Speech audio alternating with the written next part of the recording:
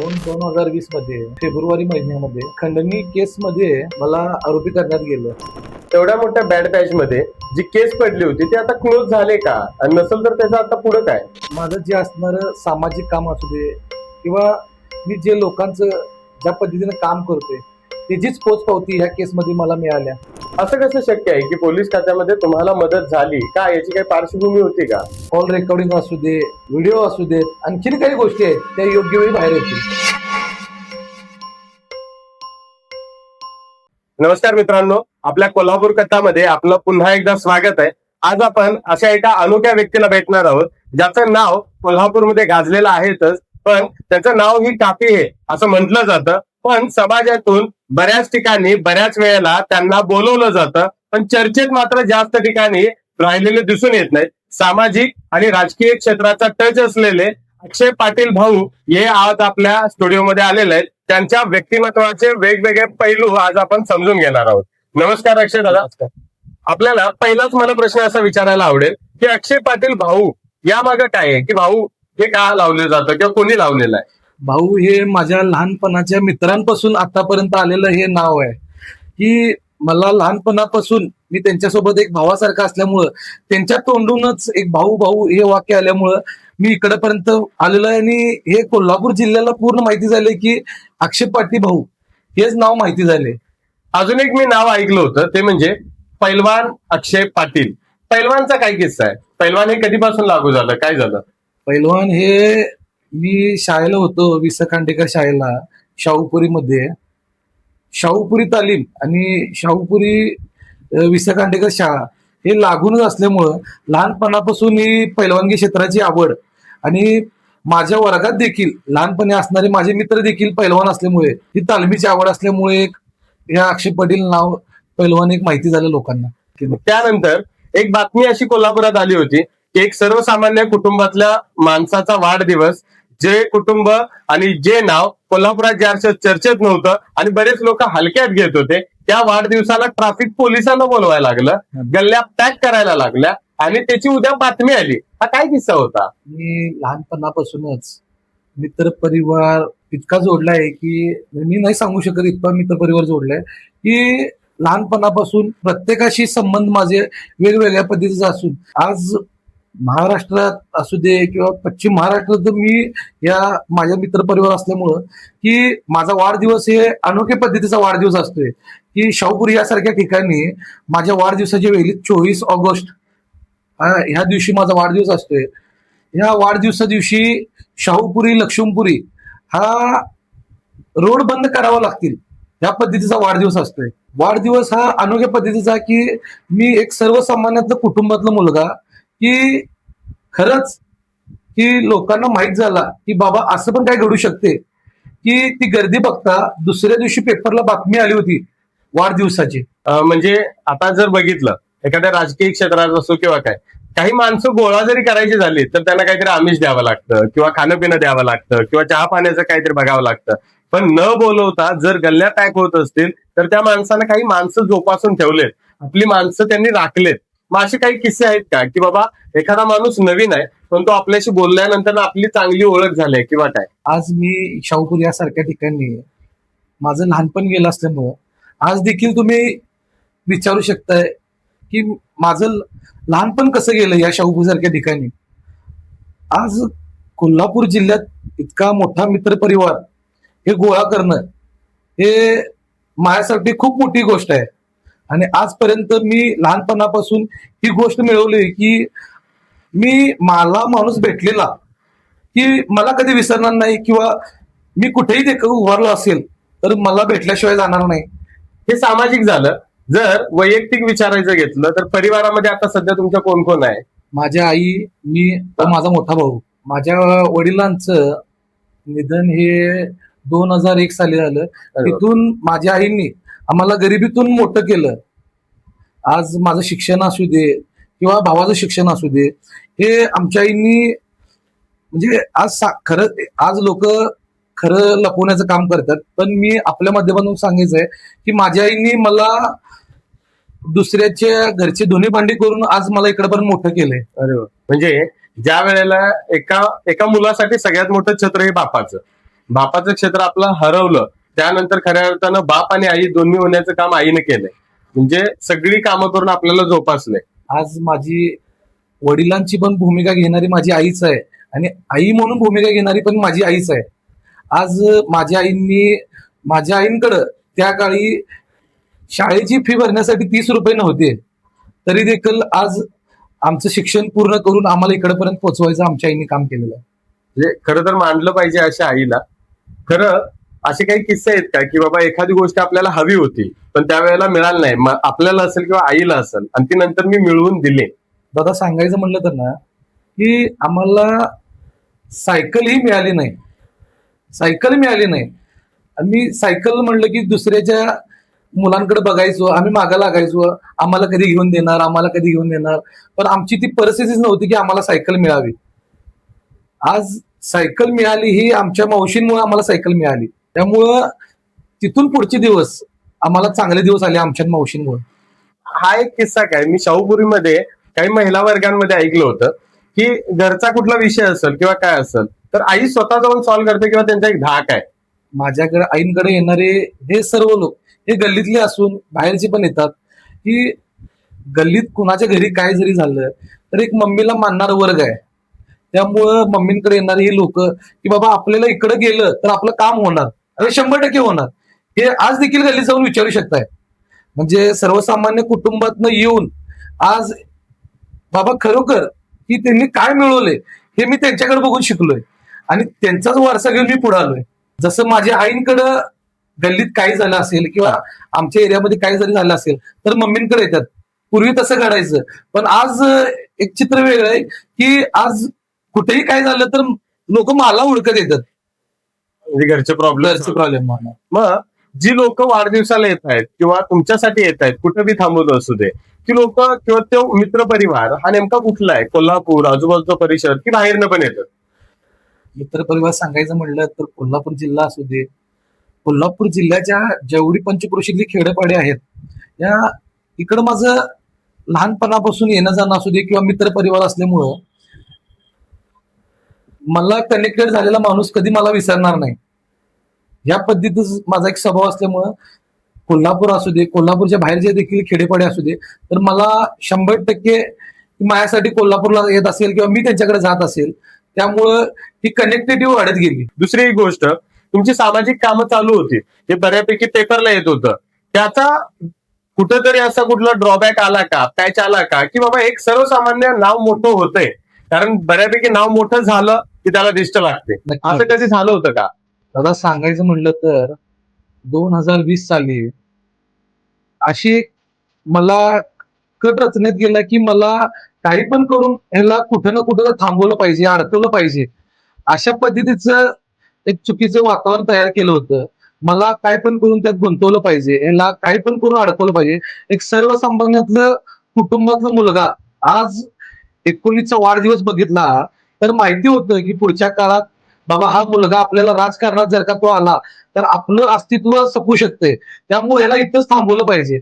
अशा पद्धतीनं एक चुकीच्या पद्धतीनं असू दे किंवा वाईट पद्धतीनं मला एका केसमध्ये अडकवण्यात गेलं. नेमकं प्रकरण काय किंवा कुठली केस होती, काय सांगू शकताय? 2020 मध्ये एक फेब्रुवारी महिन्यामध्ये एक खंडणी केसमध्ये हा. काय मला आरोपी करण्यात गेलं. त्याचा किस्सा सांगायचा म्हणलं तर साहेब, खरंच सांगायचं की त्या केसशी माझा खरंच कुठलाही संबंध नाही. मी आज बोलत आहे, पण खरंच त्या केसशी माझा कुठलाच संबंध नाही. तरी देखील मला त्या केसमध्ये नाहक अडकवलं गेलं. मला माझ्या कुटुंबाला जे त्रास दिला गेला, की माझी चुकी फक्त काय, की बाबा एक सर्वसामान्य कुटुंबातलं मुलगा वरती यायला लागलाय. माझी चुकी एवढीच. त्याचं अस्तित्व वाढायला लागलंय. याला कुठं तर थांबवलं पाहिजे. त्यासाठी मला ह्या पद्धतीने केसमध्ये अडकवलं गेलं. मग जर ज्या वेळेला केस पडली त्यावेळेला घरच्यांची प्रतिक्रिया काय होती किंवा कुटुंबावर एकंदरीत काय परिस्थिती ओढवली होती? दादा सांगायचं म्हणलं तर त्या काळी फेब्रुवारीमध्ये केस झाल्यानंतर ना, माझ्या आईला ज्या पद्धतीने त्रास दिला गेला, माझ्या भावंडांना असू दे, माझ्या कुटुंबाला असू दे, म्हणजे अक्षरशः माझ्या जागी दुसरं कोणतं असेल तर दादा की त्यांनी गळफासच घेतला असता. इतपत मला त्रास देण्यात गेला की बाबा काय मी खरंच त्या प्रकरणाशी माझा कुठलाही संबंध देखील नाही, तरी देखील मला अडकवलं गेलं. त्या काळी पेपरला एक बातमी आली होती, महापालिकेच्या पदाधिकाऱ्यांनी ढकला. नेमका ढकला कशा संदर्भात झाला होता, काय विषय काय होता महानगरपालिकेत? खरंच सांगायचं म्हणलं तर दादा की ती केस जी फक्त केली आहे की फक्त अक्षय पाटलांना थांबवायसाठी केलं, दुसरं काही नाही. बाबा एक सर्वसामान्यातला मुलगा कुठं तर पुढे येतोय, याला फक्त थांबवणं पाहिजे, ह्यासाठी फक्त एक केस, ती केस पण केली ही चुकीच्या पद्धतीनं.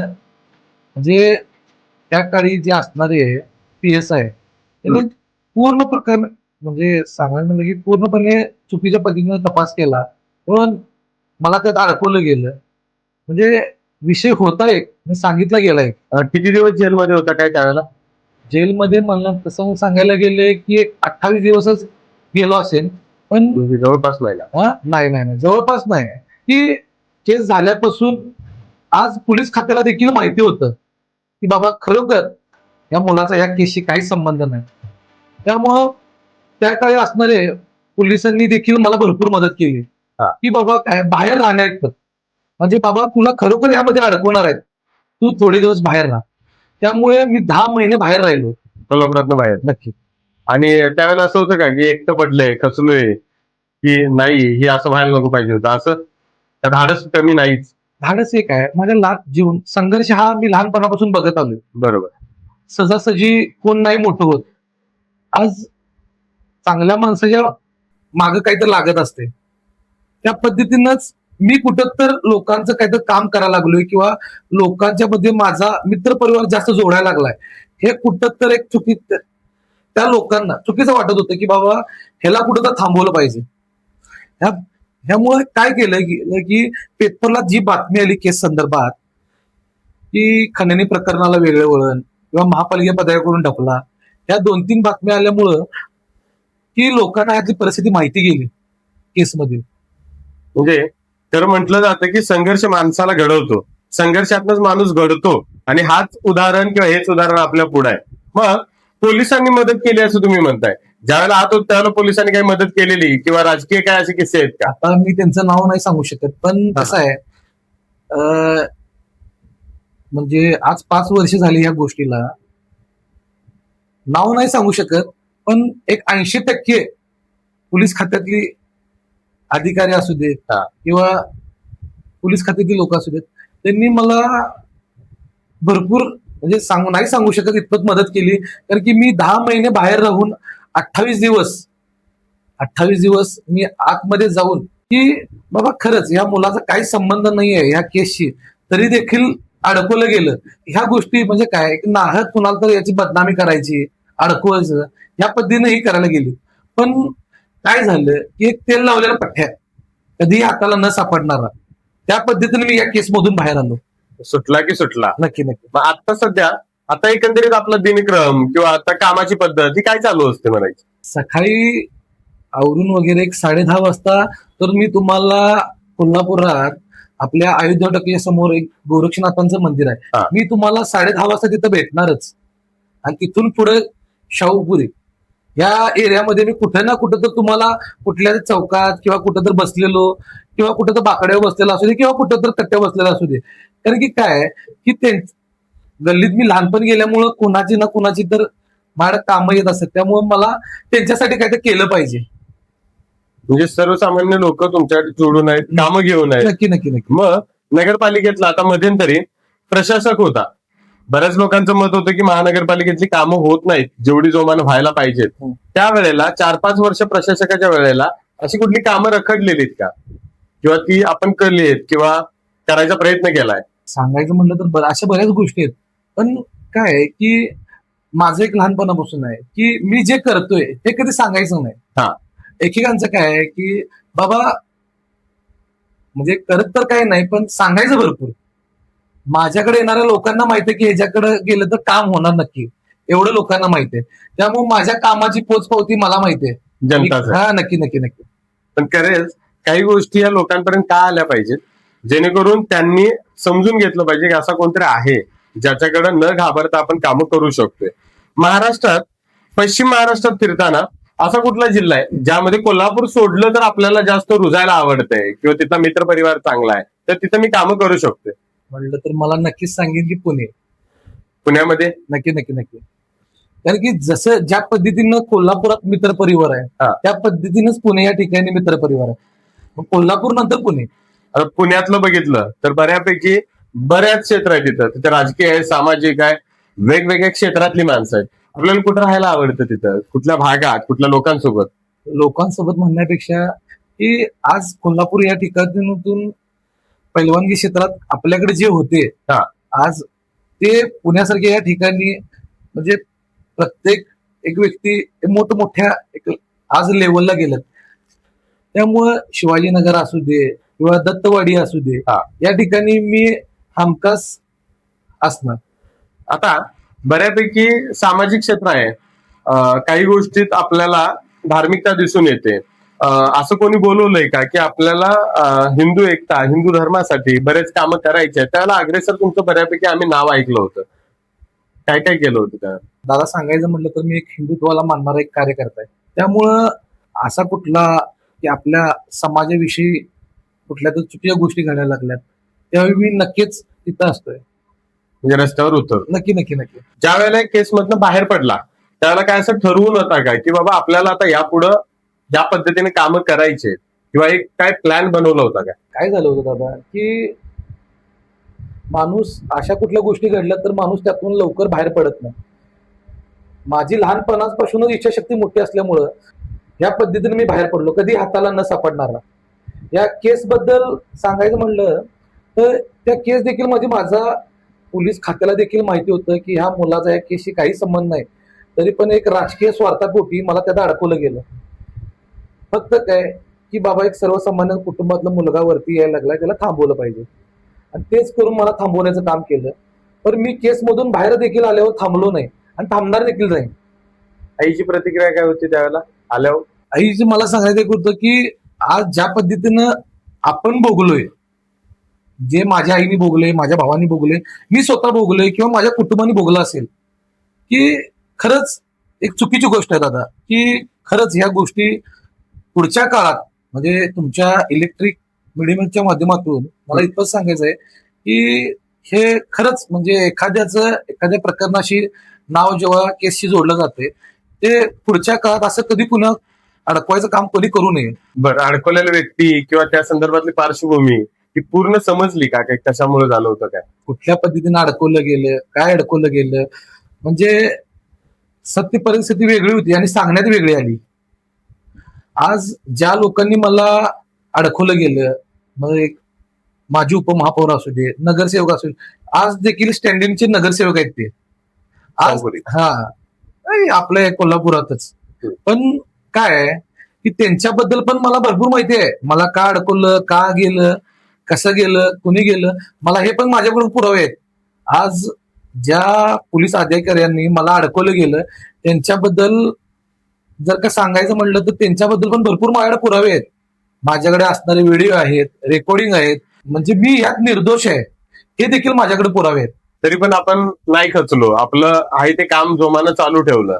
तेवढ्या मोठ्या बॅड पॅच मध्ये जी केस पडली होती ते आता क्लोज झाले का? आणि नसेल तर त्याचं आता पुढे काय? मी निर्दोष असलेलं पुरावं माझ्याकडे भरपूर आहेत. हा. कुठल्या पद्धतीने मला अडकवलं गेलं, कसं अडकवलं गेलं, यात कोण आहे, काय आहे, हे देखील माझ्याकडे पुरावा आहेत. म्हणजे एका मोठ्या रकमेसाठी एका अधिकाऱ्यानं मला केसमध्ये अडकवलं गेलं त्याचे देखील माझ्याकडे पुरावे आहेत. ते देखील योग्य वेळी बाहेर येतील. बाहेर काढणार आहात? नक्कीच नक्कीच. स्टँडिंगचे नगरसेवक असू देत किंवा उपमहापौर असू देत यांच्याबद्दल देखील माझ्याकडे पुरावे आहेत. कॉल रेकॉर्डिंग असू दे, व्हिडिओ असू देत, आणखीन काही गोष्टी आहेत त्या योग्य वेळी बाहेर येतील. म्हणजे वाट पाहताय? नक्की. आपल्याला स्वतःला सिद्ध करण्यासाठी तुम्ही म्हटलात की पोलिसांनी आपल्याला काही ठिकाणी मदत केली. असं कसं शक्य आहे की पोलीस खात्यामध्ये तुम्हाला मदत झाली का? याची काही पार्श्वभूमी होती का? मदत म्हणजे दादा सांगायचं म्हणलं तर माझं जे असणारं सामाजिक काम असू दे किंवा मी जे लोकांचं ज्या पद्धतीने काम करतोय त्याचीच पोचपावती ह्या केसमध्ये मला मिळाल्या पोलिसांकडून मदतीच्या द्वारे. म्हणजे आपलं काम चोख आहे? नक्की. चोख म्हणायचे म्हणजे तर आमच्या कोल्हापूरच्या भाषेत आबाजी गाडी दाबात या पद्धतीचंच काम आहे. म्हणजे रांगडा पण आहे, कर नाही त्याला डर नाही. डर नाही त्याला डर कसलं. मध्यंतरी आता एक 2 वर्षापूर्वी काही चर्चा होत्या की बाबा राजकीय क्षेत्रामध्ये अक्षय पाटील हे नाव येईल, राजकीय क्षेत्राच्या पडद्यावर हे नाव चर्चेत होतं. तो काय किस्सा आहे? 2024 इलेक्शन नंतरचा हा किस्सा नेमकं काय झालं होतं? तुम्हाला राजकीय क्षेत्रात यायला आवडेल का? नक्कीच येणाऱ्या काळात राजकीय आपण नक्कीच असेल, शाहूपुरी सारख्या ठिकाणी असेल किंवा कोल्हापूर जिल्ह्यासारख्या ठिकाणी आज मी जे लोकांची कामं करत आलोय, मग ते हॉस्पिटलच्या माध्यमातून असू दे किंवा आणखीन कुठल्या पण आज माझ्यावरती विश्वास असणारा आज एखादी एक वयस्कर महिला जर का माझ्याकडे येत असेल की माझं बँकेत खातं काढून देचल, मी हे माझं काम नाही आहे, तरी देखील मी काय नाही चला मी करून देतो.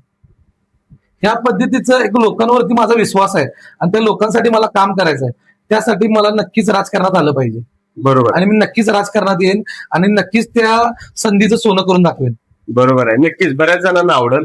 खरं तर कोल्हापूर सोडलं तर अख्ख्या पश्चिम महाराष्ट्रात आपला मित्रपरिवार आहे. मग जो मित्रपरिवार तुम्ही एवढा वाढवला, ज्या वेळेला आपली परिस्थिती सर्वसामान्य होती त्यावेळेला जो मित्रपरिवार होता तो आता सोबत आहे का? किंवा त्याची कोण माणसं अशी आहेत जी मला अजूनही आठवत आहेत? असं कोण आहे का?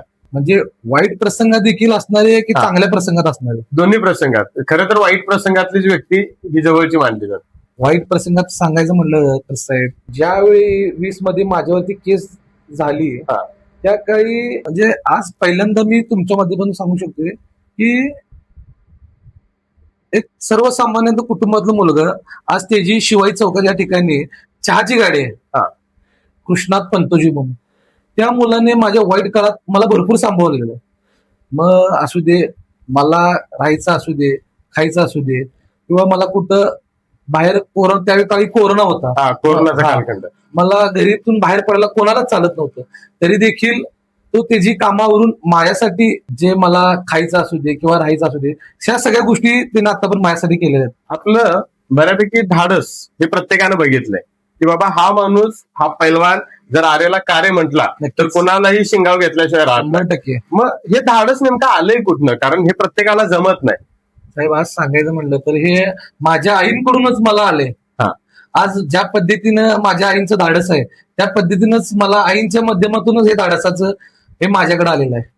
आता बऱ्याच राजकीय क्षेत्रातली माणसं ही त्यांच्या सोबत किंवा तुम्ही त्यांच्या सोबत हे बसणं उठणं असतं.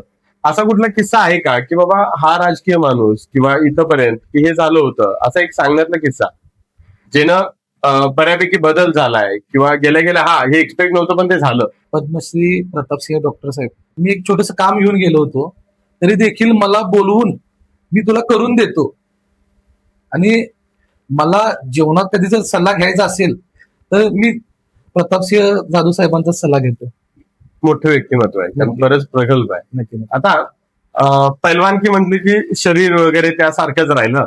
वयाच्या कमी वयामध्ये, वयाच्या 25व्या वर्षापासून ज्या माणसानं नाव केलं, खरंच त्याची पुढली ध्येय काय म्हणावे लागतील? कारण अजून बरंच काम आहे. कुठल्या क्षेत्रासाठी काम करायचं आहे, कुठल्या भागासाठी काम करायचं आहे, याचं काय पूर्वनियोजन? मित्र परिवार एवढा असल्यामुळं फक्त मला माझ्या मतदारसंघापुरता असू दे किंवा शाहूपुरी या ठिकाणी करायचं नाही, एक मला कार्यकर्ता म्हणून हे सगळ्यांसाठी काम करायचं आहे. आता घरच्यांचं असं कधी आलंय का की हे तुझे नसत्या उठाठेवी ठेव आणि आपलं आहे ते घरचं बघ, असं कधी आईनं वगैरे सांगितलेलं आहे का? माझ्या आईने एक सांगितलंय की ज्या पद्धतीनं मी आज माझ्याकडे लोक काम घेऊन येतात त्या पद्धतीनंच तू हे पुढे चालव किंवा हे कर, हे माझ्या आईंकडूनच मला आल्यामुळं मी पुढच्या काळात ज्या माझ्या आईंची ओळख माझ्यामुळे होती, म्हणजे पूर्वी कसं होतं की माझ्या आईंमुळे माझी ओळख होती, आज मला हे दाखवायचंय की माझ्यामुळे माझ्या आईंची ओळख व्हायला लागली की बाबा अक्षय पाटलांची आई आहे.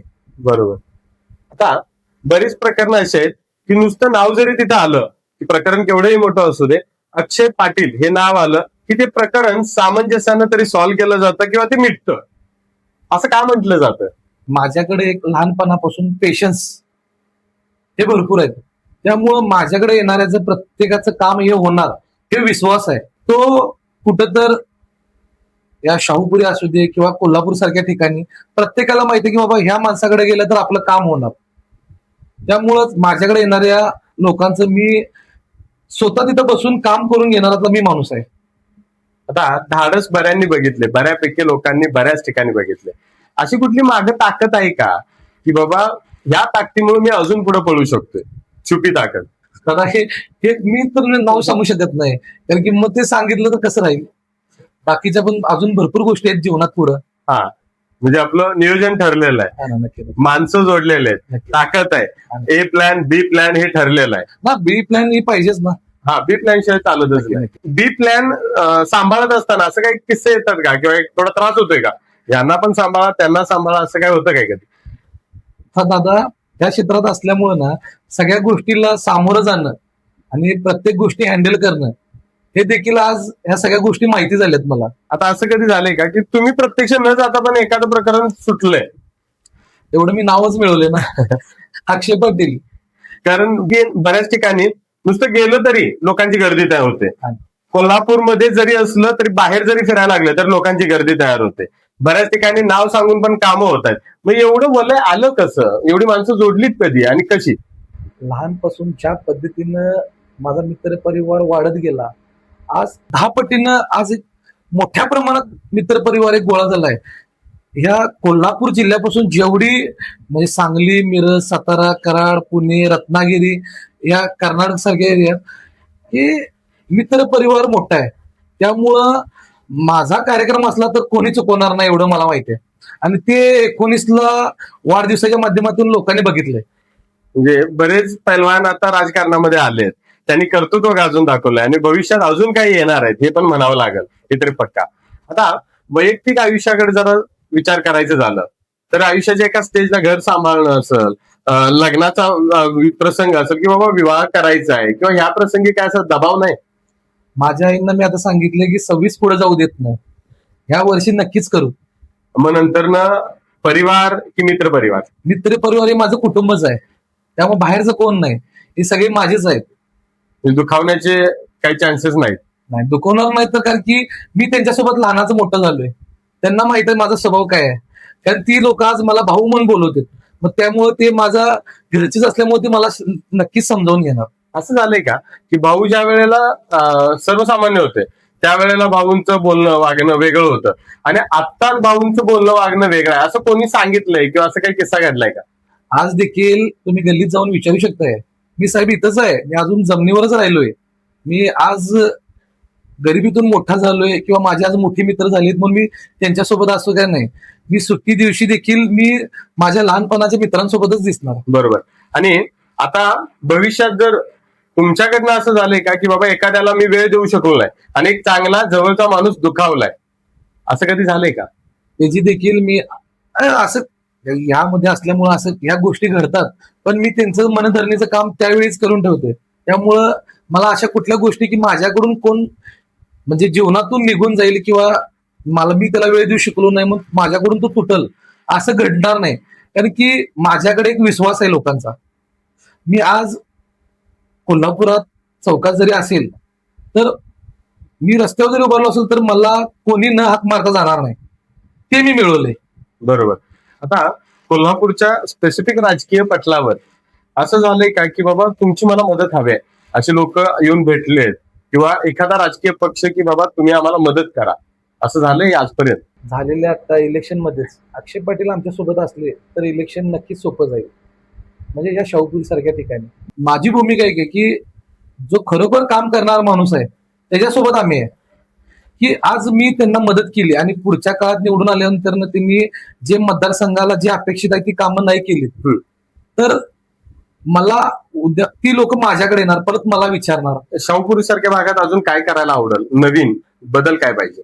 शाहूपुरी सारख्या ठिकाणी आज माझा जन्मच या शाहूपुरी झाल्यामुळं कुंभार गल्ली यासारख्या ठिकाणी सर्वप्रथम पहिला की आमच्या शाहूपुरी ती रेडियम असू दे किंवा हॉटेल लाईन असू दे, इथला पहिला ट्रॅफिकचा प्रश्न असू दे, किंवा हे महापूर येतोय आमच्या शेजारी जयंती नाला आहे, हा पहिला प्रश्न सोडवला गेला पाहिजे. भाऊ, एक किस्सा मी ऐकला होता की तुम्ही लहानपणी डिजिटल किंवा त्याचं रेडियम ते चिटकवणं वगैरे ते काम करत होता. त्यावेळेला कधी असं वाटलं होतं काय की जो माणूस डिजिटल बनवतोय त्याची लोक डिजिटल लावतील, असं कधी झालं होतं का? माझं लहानपण हे शाहूपुरी गेल्यामुळं हे त्या काळी खरंच आपली परिस्थिती नव्हती. त्यामुळं मी असं होतं की मी नेत्यांचं बोर्ड लावायचं काम मी केले, हा. पण आज असं बघायला वाटते की बरं वाटते की मला माझं कोणी तर बोर्ड लावते. हा, म्हणजे बदल बदल नक्की हे मिळवलंय मी. नक्की नक्की. सामाजिक क्षेत्र की राजकीय क्षेत्र? सामाजिक क्षेत्र, कारण की सामाजिक क्षेत्रातूनच राजकीय क्षेत्र होऊ शकते. बरोबर. पुणे की कोल्हापूर? कोल्हापुरातूनच पुण्यात जाणार. 100%. कोल्हापूर आत असलं तर पुण्यात ऑटोमॅटिक काम होणार. मग कोल्हापूरचा रांगडापणा पुण्यात रुजतो का? कोल्हापूर हे कोल्हापूर. कारण तिथे गेल्यानंतर रांगडापणा नाही, जरा सभ्य राहायला लागतं. आज एक म्हण आहे की आपल्या कोल्हापूरची, जग फिरो पण मरण कोल्हापूरला येऊ, असं काहीतरी म्हणतात. बरोबर. त्या पद्धतीच आपलं कोल्हापूर आहे. कोल्हापुरातला असा कुठला पैलवान जो आता हयात आहे हा. त्याला भेटल्यावर समाधान वाटतं? पैलवान असो किंवा कुठला माणूस. बाबा खरंच की बाबा आज म्हणजे मित्र परिवार एवढा की नाही सांगू शकत कुणाबद्दलच, एवढं मित्र परिवार आहे. आज त्यांना वाटायला नको की मी त्यांचं नाव घेतलं नाही, हा. तुझं घेतलं, असं कुठं तर व्हायला नको. म्हणजे द्विधा परिस्थिती व्हायला नको. बर, कोल्हापूर मधलं आवडतं ठिकाण? पन्हाळा. पन्हाळा का? पन्हाळा हे ठिकाण छत्रपती शिवाजी महाराज व छत्रपती संभाजी महाराज यांची शेवटची भेट पन्हाळा. बरोबर. त्यामुळे पन्हाळ्यावर काय अशी वेगळी ताकद किंवा बसल्यावर शांत वाटतं असं काय? पन्हाळा या ठिकाणी एक ऊर्जा हे माझ्यासाठी भरपूर आहे. त्यामुळे नक्कीच मी जेव्हा असं मला जेव्हा वाटेल की कुठं तर जीवनात कुठं तर आपण बाबा म्हणजे कुठल्या तर गोष्टीचा आपल्याकडे संकट यायला लागले किंवा त्रास व्हायला लागलाय, किंवा नक्कीच या पन्हाळ्या ठिकाणी. मग भाऊ, आपल्या कोल्हापुरी कट्ट्यावर येऊन नेमकं आज तुम्हाला कसं वाटलं? मी माझ्या जीवनात आज पहिल्यांदा असं मन मोकळे की केस संदर्भात असू दे किंवा माझ्या जीवनातल्या ज्या गोष्टी असू देत, केस संदर्भात पण मी आज इतके वर्षात 5 वर्ष गेले मी बोललो नव्हतो, ते देखील मी आज तुमच्यासोबत बसून केस मधील सत्य परिस्थिती बोललो आणि दिल खुलास बोललो. आज एकदम बरं वाटलं की तुम्ही मला इकडे बोलवलात आणि मी तुमच्याशी गप्पा मारल्या, जीवनावर असतील किंवा माझ्या ज्या वाईट काळातल्या असतील, त्यामुळं एकदम दिल खुलास बोललो, सत्य बोललो, एकदम बरं वाटलं. एकंदरीत आता 2026 आहे. या 26 मध्ये आपल्याला बऱ्याच दिवस चर्चेत होणारं व्यक्तिमत्व जे माहिती होतं, ज्यांनी कोल्हापूरमध्ये आपलं नाव गाजवलंय, असं म्हटलं जातं की बाबा या माणसाचं बस नाम ही काफी आहे. ते नाव म्हणजे अक्षय पाटील भाऊ.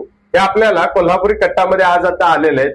अक्षय पाटील भाऊ यांनी आपल्याला बरीच माहिती सांगितली, आयुष्यातले चढ उतार सांगितलेत, असे पॅच सांगितलेत की ज्या वेळेला माणूस खचतो, पुन्हा नव्यानं उठून उभा राहायसाठी त्याला इन्स्पिरेशन लागतं. पण तो स्वतः तयार झालाय, स्वतः उठलाय, स्वतः खचून स्वतः पुन्हा काहीतरी करून दाखवलंय. आणि या माणसाच्या नावापुढं एवढं वलय आहे, प्रचंड वलय आहे, जे सोशल मीडिया किंवा यातून दिसून येतं, जे कोल्हापूरकरांना पक्का माहिती आहे. तेच अक्षय पाटील आपल्या इथं आज आले, त्याबद्दल मी त्यांचं धन्यवाद मानतो. आणि भविष्यात हे नाव कोल्हापूरमध्ये प्रत्येक घराघरात माहिती होईल, यासाठी मी त्यांना शुभेच्छा देतो. अक्षय पाटील भाऊ, तुम्ही आपल्यासोबत जी चर्चा केली, बऱ्यापैकी जी दिलखुलास माहिती सांगितली, त्याबद्दल मी तुमचा आभारी आहे. भविष्यात अजून आपण पुन्हा एकदा यांना भेटू, त्यावेळेला नव्या पद्धतीनं, हे मात्र नक्की.